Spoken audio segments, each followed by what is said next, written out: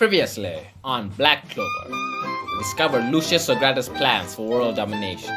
He plans to combine bone, blood, body, and soul magic to create an ultimate magic which could create life as well as alter life.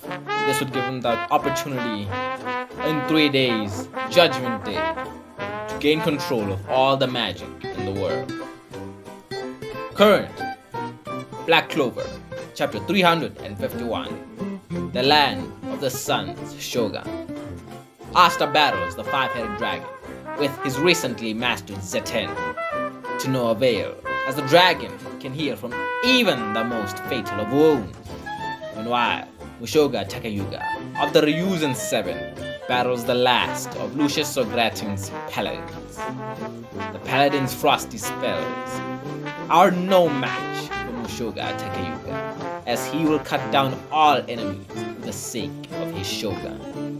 Now, dear viewer, lend me your ears as I tell you the story of Ryudo Ryuga and Mushoga Takayuga. Mushoga Takayuga was the heir of a land named Kosho.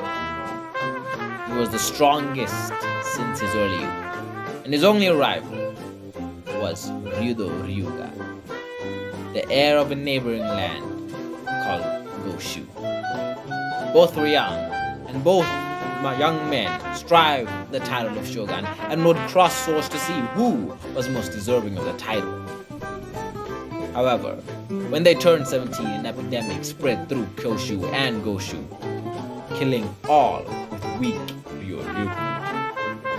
The leaders of Koshu and Goshu placed their hopes in the only possible cure for the plague, the living soul herb, which was believed to have gone extinct.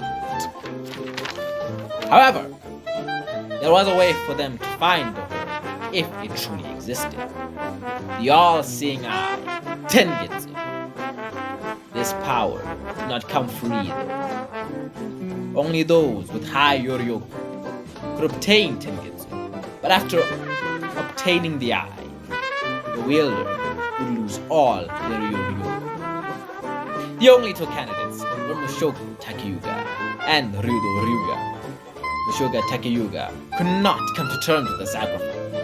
He feared losing his place as the strongest, even if it meant the end of his home. Not to mention, the life soul herb may not have even existed.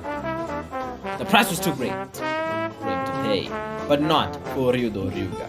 Selflessly, Ryudo Ryuga offered his Yoryoku in exchange for Tengetsu. He would find the living soul herb and save the people, and would continue to help others using the Tengetsu, gaining followers and friends from all over the land of the sun. And finally, Ryudo Ryuga became the shogun. Out of respect, Mushoga Takayuga dedicated himself to becoming the 7th Ryuzen, and now defends the land of the sun in honor of his shogun. Back to current events. Takayuga casts Iron Soldier, an iron Yojutsu spell that turns his skin into impenetrable iron. With a single Zeten slash, he cuts down the paladin. The other Ryuzen struggled back to their feet, and to encourage his comrades, Ryudo Ryuga tells them that he has been watching all this time, and he knows their suffering. He knows their efforts. He knows their thoughts, and he knows that they will not be defeated on this day. He inspires them to help us to defeat the five-headed dragon, and it is there that this chapter ends. But the chapters end. Let us discuss these events. Asta is battling the five-headed dragon, and it's not working, as none of his abilities, be it anti-magic nor Zeten, have any effect on the dragon, as it could just regenerate from any sort of damage. Also, Mushoga Takayuga's Iron Yojutsu was shown off in full display. It seems to be like an impenetrable defense sort of thing, and he will use his Yojutsu for defense and he's certain for attack. And that's what I'm getting here. Also, Mushoku Takuga is actually the strongest of the Ryuzen 7. In fact, one of the strongest characters in the land of the sun.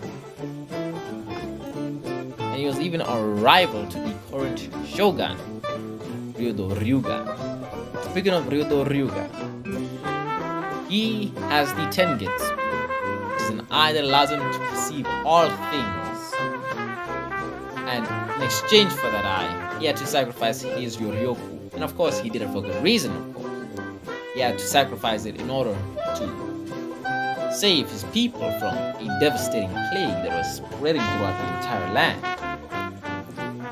Even though it put his running for Shogun at risk, he still did it. That is the mark of a truly selfless leader, truly great leader. Power does not make a great leader, ladies and gentlemen. What makes a great leader is their selflessness and their leadership qualities. That is what Ryodo Ryuga has. He didn't selfishly cling to his power. He was willing to give it up for the greater good. And that's the kind of people you really want to be voting for in the next election. And so, you know that Mushoku Takuga was a rival to Ryodo Ryuga. And that Ryodo was actually one of the strongest people, since Takuga is also one of the strongest people. Fortunately, after sacrificing his powers, he had to take a back seat, and now relies on the Ryuzen 7 to be his muscle while he sits back, watches everything, comes up with a plan, and motivates his armies and supports them in whatever way he can. Very helpful individual. That's how he became Shogun, as he gained many followers through his good deeds. He also learned. Excuse me.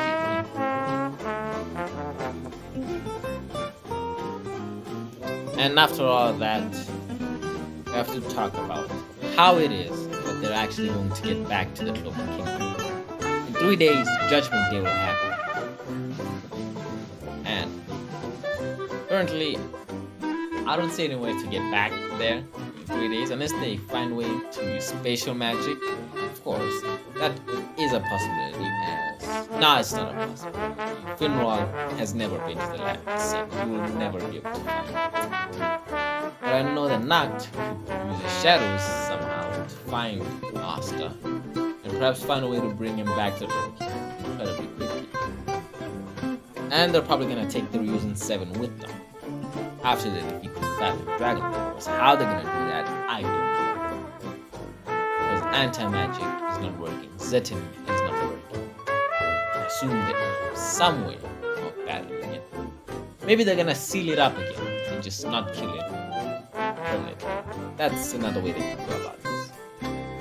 But anyway, back to Clover Kingdom. We're gonna have the big war, the Judgment Day War. It's gonna be I assume it's gonna be the last big arc in the story. They fight Lucius. Probably beat him. It's a show. They're gonna beat him. I don't know how they're gonna beat him. Yes. Time magic, soul magic, bone magic, body magic, blood magic, and if you combine all those, you get a guy that the most overpowered character in Black Clover. So it'll be really interesting to see how this is actually going to play out, as we're going to enter the final stages of this story. And with that, I leave you. If you would, leave a like,